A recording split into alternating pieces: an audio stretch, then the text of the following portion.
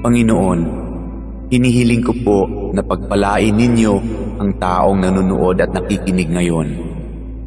Pagkalooban niyo po siya ng mabuting kalusugan. Bigyang tugon ang kanyang mga panalangin ayon sa inyong kalooban. Loobin niyo po na magkaroon ng agarang solusyon ang problemang kanyang kinakaharap, lalo na ang problemang pinansyal at problema sa kanyang karelasyon at mga kaibigan. Ilayo niyo po siya sa tukso ng kasalanan at lahat na uri ng kapahamakan. Panatilihin niyo po sa kanyang puso ang pagkakaroon ng malasakit at pagmamahal sa kapwa, katulad ng kanyang pagmamahal sa inyo na aming iisang Diyos.